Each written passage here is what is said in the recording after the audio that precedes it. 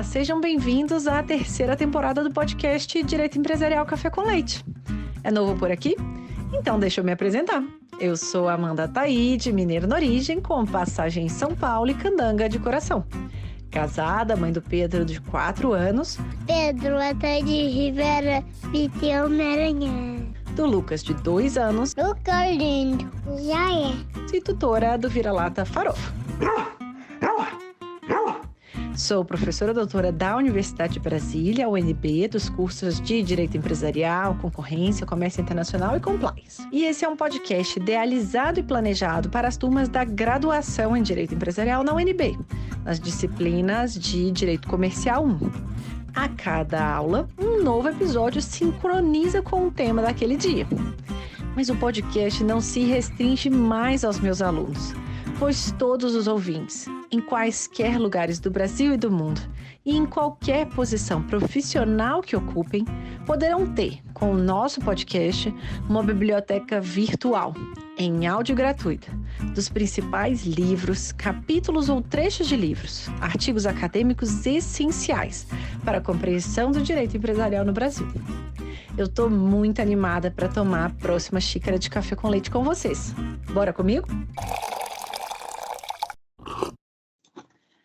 A nossa xícara de café com leite de Direito Empresarial de hoje vai tratar de um artigo muito importante, intitulado The Nature of the Firm, de autoria de Ronald Coase, publicado em 1937. E para isso a gente vai ter a alegria de contar com a participação do professor Bruno Salama, comentando esse artigo tão relevante. O professor Bruno é professor na Universidade de Califórnia, em Berkeley, na Law School, na disciplina de Law and Economics 1 e 2, Monetary Law and Regulation, Law and Development, e nos anos anteriores também lecionou Law and Technology. Além disso, é professor e Senior Global Fellow da FGV Direito São Paulo, além de sócio do Salama Silva Filho. Professor Bruno, muito obrigada por ter aceitado o convite para participar mais uma vez do nosso podcast, por apresentar agora, de um modo simples, curto e gostoso, esse tema tão relevante que é o conceito, né, da empresa para o direito comercial e para a economia. Eu que agradeço. Eu vou tentar, apresentar de um modo curto e simples, né? É um tema bem conceitual, um pouquinho árido. Vou fazer o que eu puder aqui. Maravilha, tenho certeza que vai ser excelente esses melhores momentos de Coase aqui. Então, para a gente entender, começar do começo. Quem foi, portanto, né, Ronald Coase, professor? Coase foi um economista inglês, depois radicado nos Estados Unidos, e as suas teorias foram muito influentes e ajudaram a fundar um campo que depois se tornou conhecido como Law and Economics, ou análise econômica do direito, enfim, como queira chamar. Ele publicou uma porção de trabalhos ao longo da vida dele, mas 2 se tornaram muito conhecidos. Um se chama A Teoria da Firma, do fim dos anos 30, se não me engano, 1937, e o outro se chama O Problema do Custo Social, de 1960. Ambos os textos estão assim entre os mais citados da história, né? Textos de economistas. Uma curiosidade interessante sobre o Coase é que ele viveu mais de 100 anos, ele viveu 103. E quando ele tinha 101 anos, isso deve ter sido mais ou menos uns 10 anos atrás, ele publicou o último livro dele, que se chama, né, How China Became Capitalist, né, Como a China se tornou capitalista. É um livro muito interessante, não acho que seja já o Coase no seu auge, né, mas aos 101 anos, é muito impressionante. E eu me lembro que na época que ele lançou o livro, eu ouvi, se não me engano, no YouTube ou em algum podcast, uma entrevista dele sobre o livro dele, e é muito impressionante porque ele não tinha mais ar para terminar as frases, né, às vezes, mas você sentia que quando o entrevistador, vamos dizer assim, o acossava um pouquinho, mas professor, o senhor não está dizendo isso, aquilo, não é bem assim, E ele tinha aquela... Ficou uma coisa...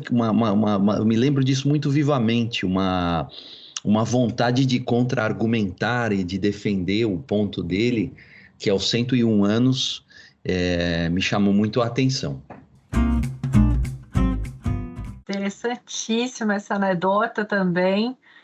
Ou seja, 101 anos publicando livro, vida longa para a gente ainda, né? Para escrever e publicar, se Deus quiser. Então, para a gente entender um pouquinho, né, mais sobre esse primeiro artigo, né, da teoria da firma. De que problema, então, que trata a teoria da firma de Coase? A teoria da firma trata do seguinte problema. Se os mercados estão disponíveis para quase tudo, por que organizar a produção dentro da firma? Ou seja, se a rigor eu posso, pela via contratual, das trocas voluntárias em mercado, conseguir qualquer coisa, por que o que explica a existência de organizações hierárquicas, né, como as firmas, as empresas, enfim, né? Se eu posso ter tudo no mercado, por que é que eu vou organizar alguma coisa dentro de uma ordem hierárquica chamada firma, né? A pergunta, então, ela se põe no seguinte plano, né? É o problema da organização da produção. Quer dizer, a divisão do trabalho, ela não é clara nos limites da empresa ou da firma, enfim, da organização, né? Por exemplo, se eu faço, sei lá, sorvete, né? Eu faço sorvete. Então tá bom. O palito do sorvete, do picolé, será que eu devo fazer aqui ou será que eu devo comprar, né? E a embalagem? Será que eu devo fazer a minha própria embalagem ou será que eu devo comprá-la? Os funcionários, né? Quais que eu devo ter como funcionários e quais que eu devo terceirizar? Quer dizer, esse é o problema, né? Não existe... O que é que explica que algumas atividades são trazidas para dentro da firma e outras não são, né? E veja, o mecanismo de coordenação de esforços é muito diferente, porque no mercado, né, quando uma atividade qualquer não é internalizada, então o que existe são as trocas voluntárias através do mecanismo de preços, né, no mercado. Eu compro, eu vendo, eu empresto, enfim.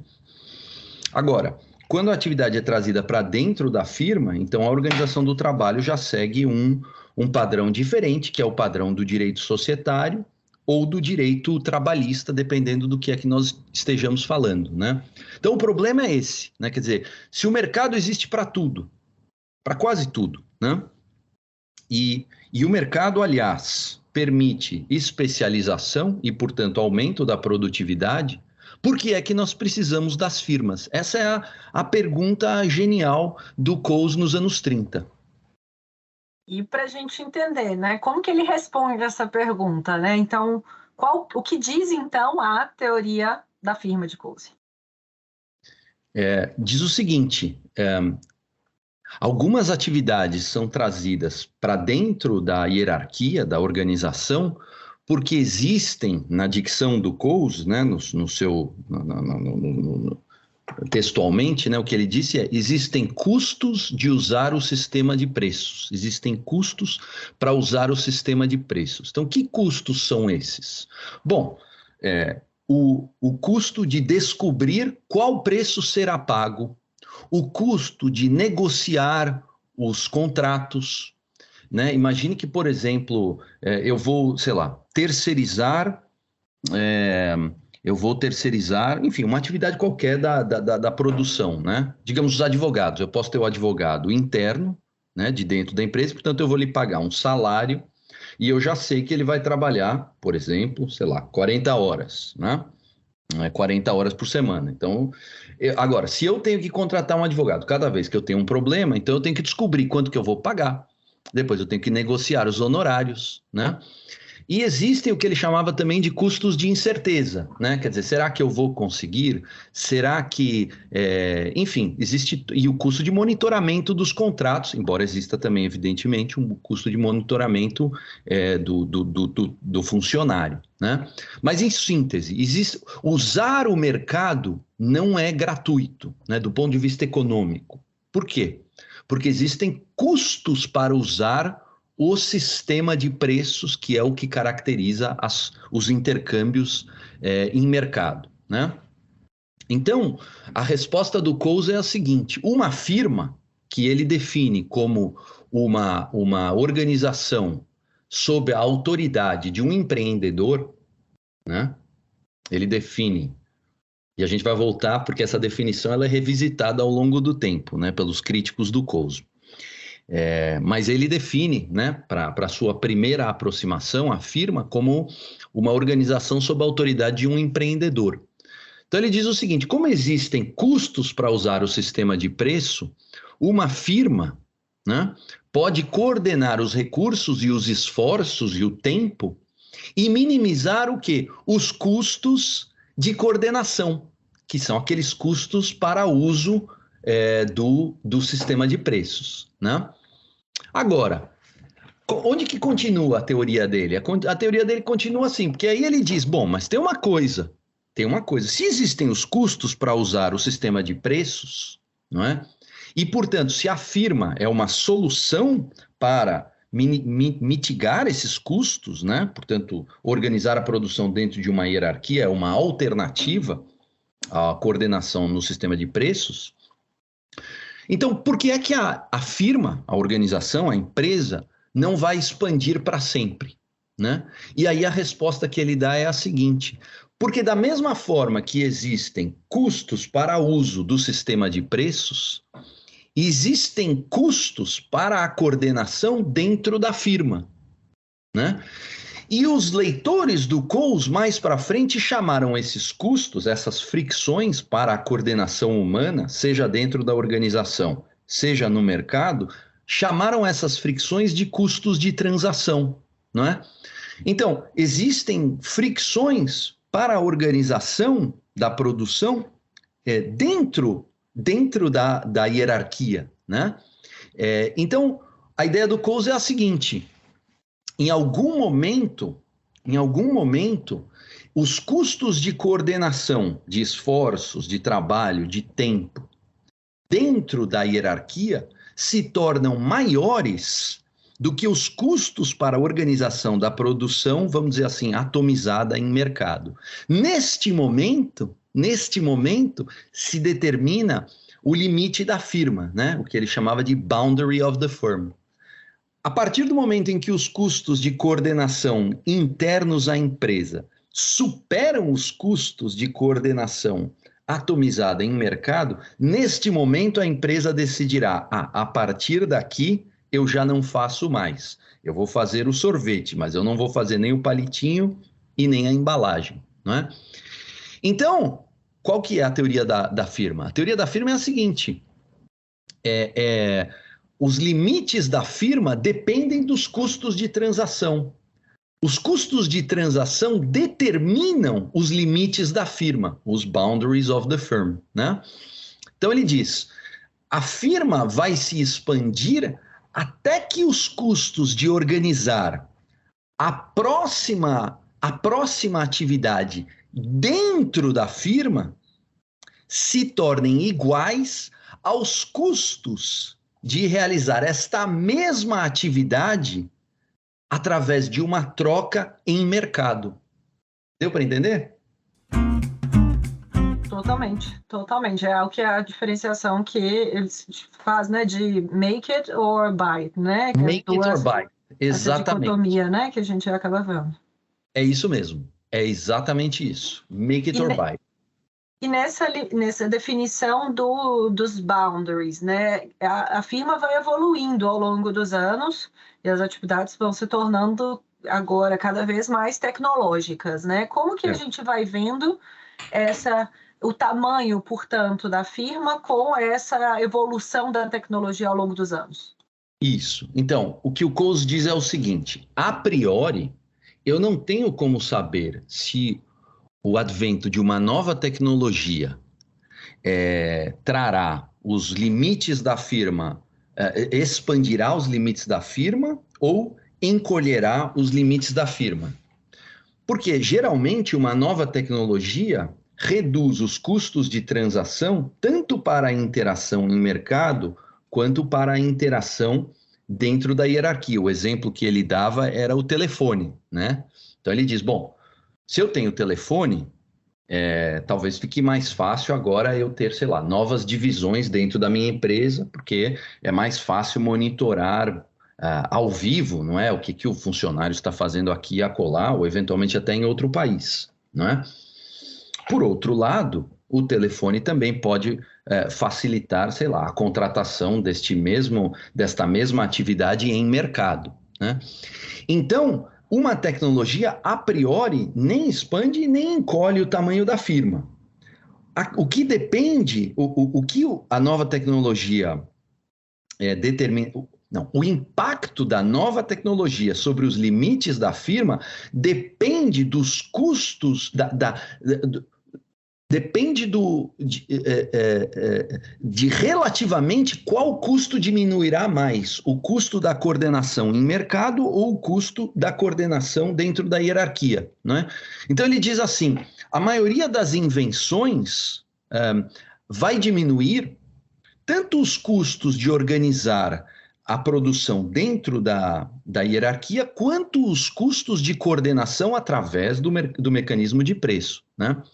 Nesses casos, se a invenção fará a firma se tornar maior ou menor, depende do efeito relativo da nova tecnologia sobre cada um desses custos, né? Então, por exemplo, o telefone, né? Ele reduz os custos de uso do mecanismo de preço. Se ele reduzir os custos do uso do mecanismo de preço mais do que reduzir os custos de organização, então ele terá o efeito de reduzir o tamanho da firma. Porque relativamente dentro da firma reduziu mais, né? O custo reduziu do mais, exatamente. Interessante demais.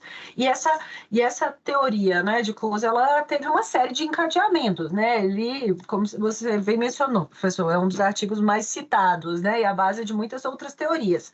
Houve desenvolvimentos, então, posteriores desse artigo aí de 1937, autores, por exemplo, Alhain e Demsetz, em 1972, né? Eles trabalharam, né, em cima dessa teoria. Quais outros desenvolvimentos recentes que você poderia comentar para a gente? Então, a literatura dos coasianos, né, é gigantesca, assim, eu não teria como nem dar a dimensão do temário todo que é coberto aqui para os nossos ouvintes, porque não é uma literatura, ela é uma literatura influente entre os advogados, né, vamos dizer, nas faculdades de Direito, ela é influente nas faculdades de Sociologia e principalmente nas faculdades de administração, né? Quer dizer, existe na parte teórica, evidentemente, né? Então, é a chamada literatura dos custos de transação, é gigantesca. Eu poderia, assim, tentar, né, apontar alguns desenvolvimentos relevantes para a nossa turma aqui do direito, né? Então, eu vou tentar apresentar 4 deles da maneira mais simples que eu consigo, tá? Então, o primeiro desenvolvimento crucial que você aponta é justamente esse que você apontou, né? Um trabalho clássico de Alhain e Demsetz, né? Que são 2 economistas da Universidade da Califórnia, né, no começo dos anos 70, 50 anos atrás, né? O que eles dizem? Eles falam assim, olha, Coase tinha definido a firma como uma organização com um líder, né, um indivíduo que exerce autoridade, e esse indivíduo é um empreendedor, né? Então, os intercâmbios na firma se diferenciariam daqueles no mercado Porque na firma há um sistema de ordens, né, de coerção, um sistema de poder, né? Manda quem pode, obedece quem tem juízo. Ao passo que no mercado ocorreria um sistema de trocas consensuais, né? Essa é a divisão na cabeça do Coase, com base no artigo de 37. E aí o que dizem o Alkin e o Demsetz? Eles dizem, olha, essa distinção eles usam a expressão, uma delusion, né? Ou seja, é um delírio, é uma viagem, o que diferencia a firma e a coordenação na firma, a coordenação no mercado, não é de maneira nenhuma a existência de um sistema de comando versus de um sistema de preços. Porque eles dizem o seguinte, olha, na firma as relações são contratuais também, né? Quer dizer, fica quem quer e quem não quer pode sair, certo?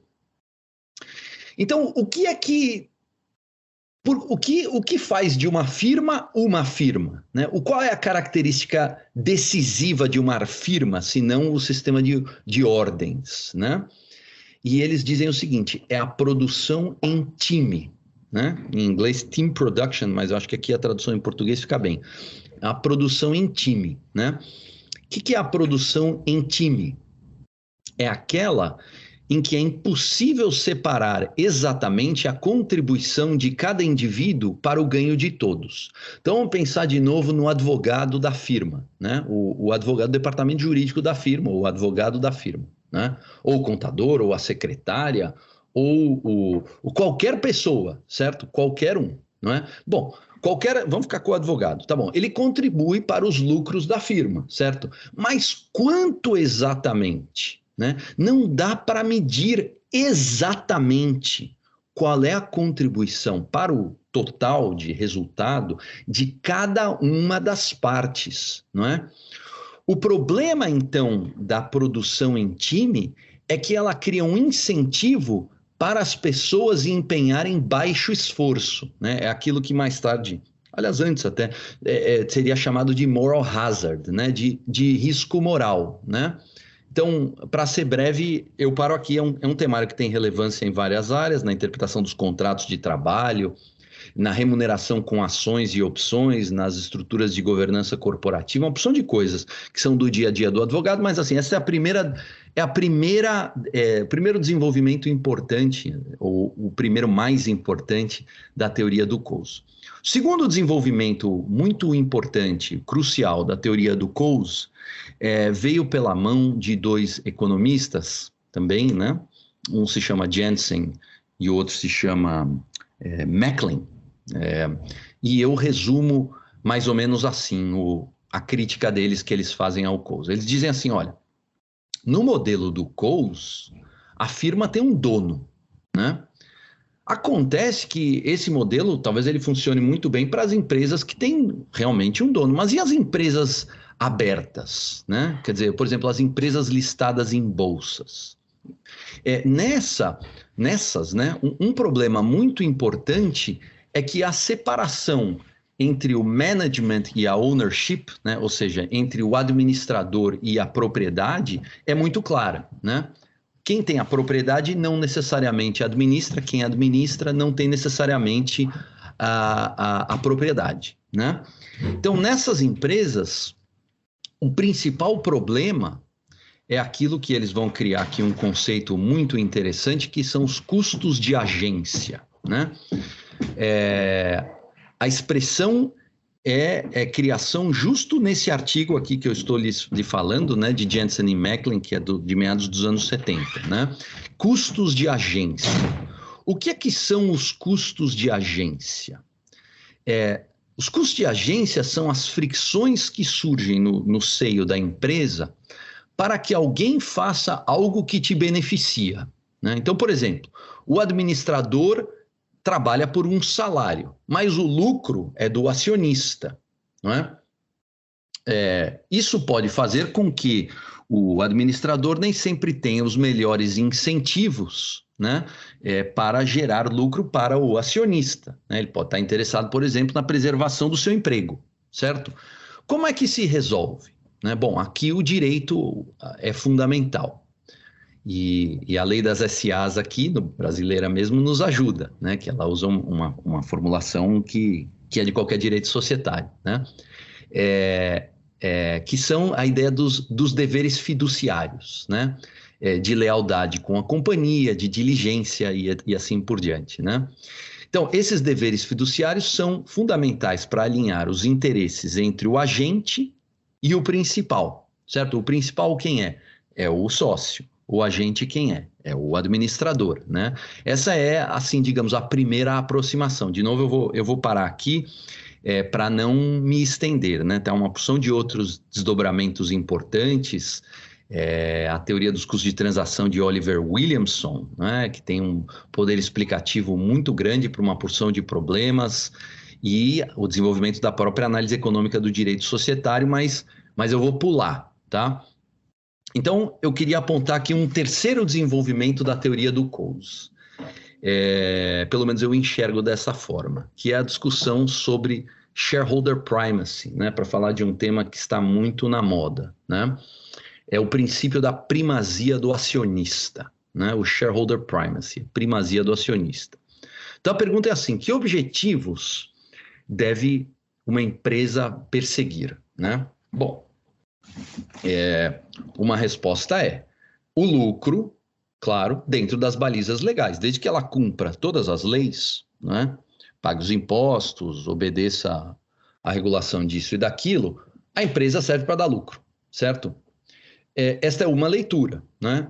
Agora, existe hoje, cada vez mais ganha força, né? É um movimento recente que propõe uma ideia um pouco diferente, que diz assim, olha, a empresa deve perseguir lucros e outros objetivos, independentemente de darem lucro ou não, e se derem prejuízo, paciência. Por exemplo, os princípios do chamado ESG, né? Então, será que a empresa deve perseguir estes objetivos, ainda que isto não lhes traga lucro? Porque, veja bem, pode ser, não é, que os objetivos de ESG, todos eles, né, sejam nada mais que uma nova técnica de administração, não é? Seja pela diversidade, seja pelo que for, pode ser que isso torne a empresa mais rentável, né? Ou melhore sua imagem, enfim, seja lá o que for. Mas pode acontecer que não, não é? Então, a pergunta que hoje é uma grande questão é o seguinte, não é? Será que a empresa deve perseguir objetivos de ESG, ainda que isto lhe traga prejuízo, né? Eu relaciono este tema com a teoria da firma do Coase da seguinte maneira, né? Você lembra que nós estávamos falando da teoria da agência, né? De Jensen e Macklin, né? Então, qual que é o problema que o Jensen e o Macklin têm na cabeça, né? Estou falando de meados dos anos 70, quando eles criaram a teoria da agência e tudo mais, né? Então, eles estão falando assim, olha, o problema é o seguinte: por causa dos custos de agência, que são, na verdade, uma manifestação de custos de transação, né? Em particular, não apenas, mas em particular, da separação entre administração e propriedade, entre management e ownership, corre-se o risco de que a empresa seja ineficiente, ou seja, corre-se o risco de que a empresa não produza todo o lucro que poderia produzir, né? E dessa ótica, então, o direito societário em particular, deveria contribuir para que a empresa seja eficiente neste sentido muito específico, ou seja, produza o máximo de lucro dentro das balizas da lei, gere o máximo de valor, pague o máximo de impostos, não é? Imposto de renda, digamos, imposto do lucro, seja lá o que for, não é? Mas produza o máximo de valor, produza o máximo, perfeito? Não é? Gere lucro, né? A ideia moral por trás desta visão do Jensen e do Macklin é de que, gerando lucro, né, a empresa gera retornos, inclusive para a sociedade como um todo, né? Mas os princípios da ESG põem em xeque esta visão, porque propõem que a empresa possa ter que fazer coisas que lhe gerem perdas, né? Então isso obviamente é pano para manga para os advogados, né? Assim, para não me estender, vou parar por aqui. E esses são os três desenvolvimentos, então, que seriam possíveis mencionar aqui. Há muitos outros, né? Mas assim, eu estou tentando pensar, vamos dizer, na nossa audiência, aqueles que me parecem os mais interessantes, né? Maravilha. Para uma primeira aproximação. Já tem aí pano para uma série de pesquisas, uma série para desenvolvimentos aqui, para outras conversas também posteriores. E agora que a gente já consegue, né, entender a teoria da firma, qual é o problema, né, que visa ser endereçado, essas discussões tecnológicas, as discussões de repercussões com esses autores que foram mencionados. Caminhando, então, já para o final da nossa conversa. Uma pergunta específica agora da terceira temporada, que eu acho que é interessante para os alunos, para os nossos ouvintes entenderem, é que as trajetórias não são necessariamente lineares. Então, se você puder compartilhar um pouco, né, de algum tropeço, algum percalço que você tenha vivido na sua trajetória acadêmica, profissional, no Brasil, no exterior, alguma coisa que tenha dado... tenha tido um caminho diferente do que inicialmente você idealizou e como que isso foi relevante ou pode servir de alento aí, de inspiração, de torcida aí para os outros alunos e ouvintes também. Bom, uma primeira observação, né, que de um lado a gente nunca sabe onde a nossa sorte está, né? Então às vezes vem uma coisa que você imagina que não vai dar nada e acaba sendo ótimo, né? E por outro lado, às vezes tem alguma coisa que você imagina, não, aqui está resolvido, vai dar certo, já deu certo, é uma maravilha e tal, e dali, pumba, é onde vem o tropeço, né? Então, eu vou só contar uma de onde eu achava que ia ser um tropeço atrás do outro e não foi. Quando eu comecei a dar aula no Brasil, eu conto essa história no prefácio do... Eu tenho um livro, inclusive, de acesso aberto, que se chama Estudos em Direito e Economia. Se os seus ouvintes quiserem ouvir, eles podem baixar de graça. E eu conto isso logo no começo do livro, né, que eu fui lecionar um curso de Direito e Economia na graduação em 2007, né, que eu acho que foi o primeiro curso de Direito e Economia, de Análise Econômica do Direito, numa graduação, embora não foi o primeiro numa faculdade de Direito. E eu achei que ali, que os alunos iam me dar uma dor de cabeça horrível, que não iam entender, não iam gostar, iam ser contra, que os meus colegas iam ser contra, que a profissão jurídica ia ser contra, que ia ser uma bagunça, que seria um tropeço atrás do outro até dar tudo errado. E não foi, né? Claro que a gente sempre... ninguém faz nada assim sem dar uns tantos murros assim em ponta de faca, né?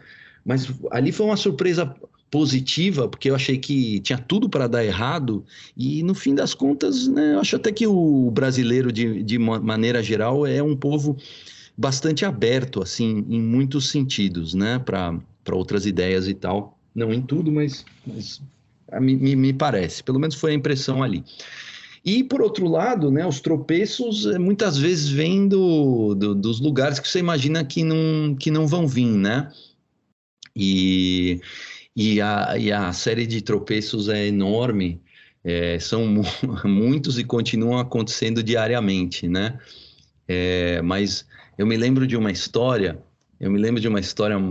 que me marcou muito, sei lá, enfim, sempre me lembro dela. Eu comecei a estagiar ainda no segundo ano da faculdade, né? E realmente... olhando para trás, assim, muito imaturo, não sabia fazer nada, errava tudo. E uma vez, na época, a gente não usava e-mail ainda, era tudo com fax, e o meu dia a dia era muito escrever os fax pro meu chefe, né, na época, mandar para os clientes dele, né?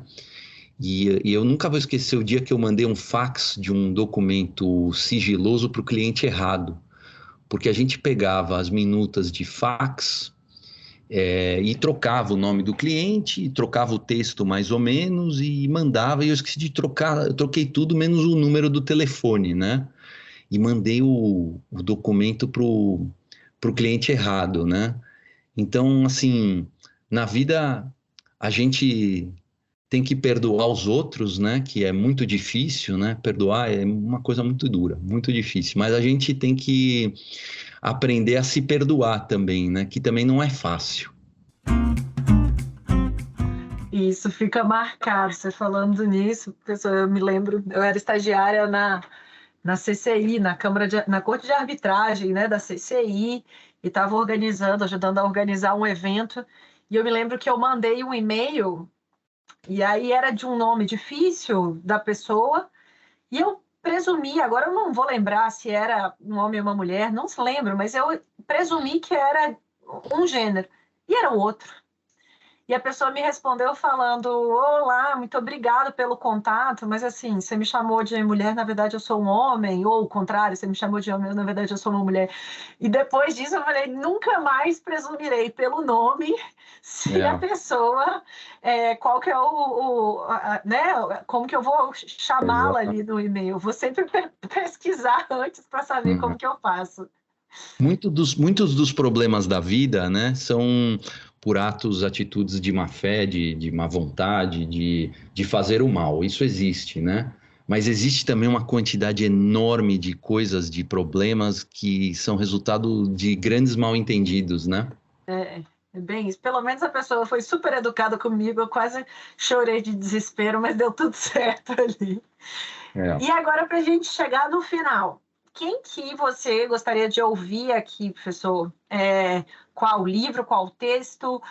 Alguém que já tenha vindo, que pode voltar de novo para reapresentar? Alguém que ainda não veio e que é um novo talento e que a gente precisa ouvir? Eu gostei muito de ler recentemente um livro de Osni da Silva Filho chamado Fundamentos do Direito Contratual, Doutrina, Teoria e Empiria. Me pareceu um livro muito interessante e importante. Excelente sugestão. Osni, eu tive a alegria de compartilhar, se eu não me engano, pelo menos uma disciplina durante o doutorado, então vai ser excelente tê-lo aqui na próxima temporada. Eu acho que é isso, então. Com isso a gente conclui a nossa conversa. Queria te agradecer por participar mais uma vez do nosso podcast. O professor Bruno, lembre-se, já participou de um episódio anterior tratando de desconsideração da personalidade jurídica, então já fica a recomendação para o episódio anterior também. Tomamos aí uma xícara de café com leite, então, conexão Brasil e Estados Unidos, muito bom, um café tomados aí juntos. Muito obrigada mais uma vez pela sua presença, professor. Foi uma grande alegria, fico à disposição. Um abraço.